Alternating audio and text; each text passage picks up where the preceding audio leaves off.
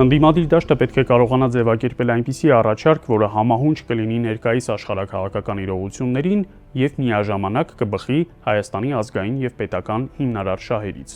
Այսինքն Հայաստանը միջազգային հանրությանը արտաքին աշխարհին պետք է ներկայանա նոր մոտեցմամբ։ Երբ ասում ենք արտաքին աշխարհ, նկատի չունենք միայն Ռուսաստան, Չինաստան, Միացյալ Նահանգներ կամ Իրան առանձին վերցրած։ Խոսքը ընդհանուր առմամբ ամբողջ միջազգային միջավայրի մասին է։ Մեր ներքաղաքական զարգացումները նույնպես մեծապես պայմանավորված են արտաքին ուժային կենտրոնների ազդեցությամբ։ Այդ պատճառով մենք պետք է հասկանանք ինչպես ներկայանալ աշխարհին։ Արդյոք պետք է պարզապես հարմարվենք ձևավորվող աշխարհակարգին, թե փորձենք որոշ ժամանակ հեռու մնալ մեծ տերությունների հակամարտությունից։ Քաղաքական դաշտում չկա պատրաստի բանաձև, որը կարելի է ներկայացնել որպես լուծում, բայց մի բան ակնհայտ է։ Եթե փոքր պետությունը դադարում է ակտիվ դերակատար լինելուց, աստիճանաբար վերածվում է օբյեկտի, որի ճակատագիրը որոշում են ուրիշները։ Հարցն այն է, թե ինչպես լինել ակտիվ, ինչպիսի առաջարկներով ներկայանալ աշխարհին եւ ինչպիսի քաղաքականություն վարել։ Դրա համար անհրաժեշտ է մասնագիտական երկարատև աշխատանք, տարբեր քաղաքական ուժերի, փորձագետների եւ մասնագետների մասնակցությամբ քննարկումներ, որպեսզի ձևավորվի այն գաղափարը, որն իսկապես կարող է ծառայել Հայաստանի շահերին։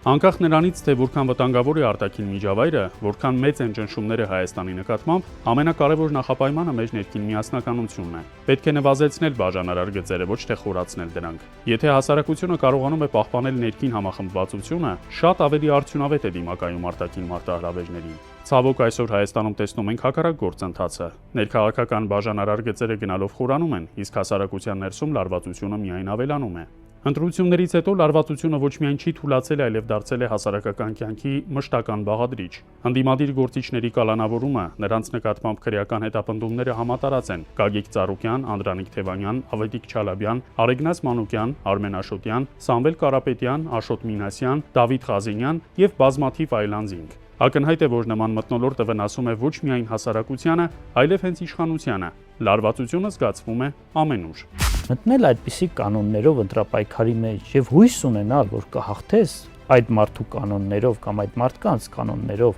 այդ խաղը, ելի կարծում եմ միամտություն է։ Եթե փորձում ես հաղթել գործող իշխանություններին, պետք է փոխես այն կանոնները, որով որ ինքը քո հետ պայքարում է։ Իսկ այդ կանոնների փոփոխությունը, այո, գաղափարն է, համակարգն է, լուծումներն են, առաջարկներն են հասարակության, ոչ թե անձինք։ Սա է հիմնական խնդիրը։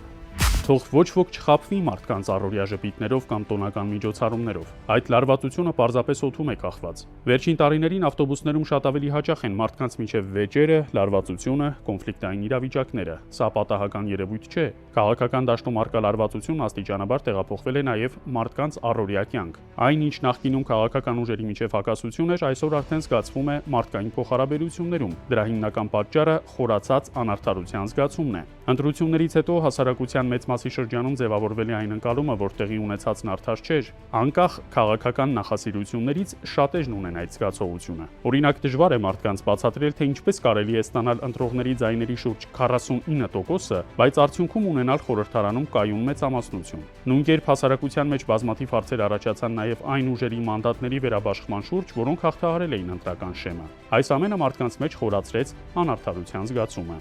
Այնուհետև, երբ իշխանությունն արդեն ստանում է մանդատների 3/5-ը, հնարավորություն է ունենում նաև փոխելու այնպիսի կարևոր օրենքներ, ինչպիսին օրինակ հանրաքվեի մասին օրենքն է։ Վարչախումբը փորձում է պահպանել այս լարված մթնոլորտը, որովհետև առջևում դեռևս կան որոշումներ, որոնք հասարակության դիմադրության կարող են հանդիպել։ Խոսքը կարող է վերաբերել սահմանազատման, այսպես կոչված անկլավների թեմային, Ալիևյան սահմանադրության ընդունմանը կամ այլ քաղաքական գործընթացների։ Ես երբեք չեմ մոռանալ տարիներ առաջ պատերազմից հետո Եվրոպական միության այս պահին արդեն մի նախկին պաշտոնյայի ինձ ասածը, եթե անգամ ուղիղ եթերում Նիկոլը քեզ ուտի,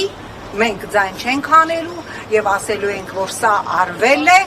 Հայաստանում ժողովրդավարությունը պահելու համար։ Հիմա մենք տեսնում ենք, որ ինչ որ ԿՊԱ-ական տարբեր շրջանակներից նոր այսպես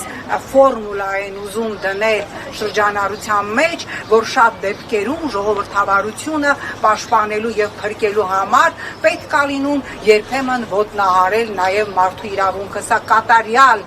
ուրեմն անտրամաբանական թեզ է եւ նման բան ուղղակի չի կարող եւ չպիտի լինի։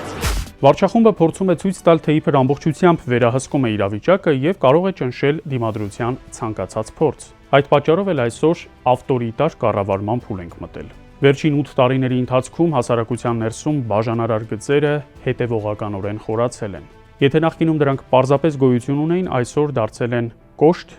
անհանդուրժող եւ ատելությամբ ու թշնամանքով լի։ Այս մթնոլորտը նաև առատորեն խրախուսվում է վարչախմբի կողմից, որովհետև վաղուց հայտնի ասացվածք կա՝ բաժանիր, որ տիրես։ Մինչդեռ Հայաստանը պարզապես չունի այնպիսի ներուժ, որ երկար ժամանակ կարողանա մնալ, գոյատևել այսքան ներքին, խորը պառակտված վիճակում։ Բավական է միայն նայել տարածաշրջանին, մեր արևելյան ու արևմտյան հարևաններին։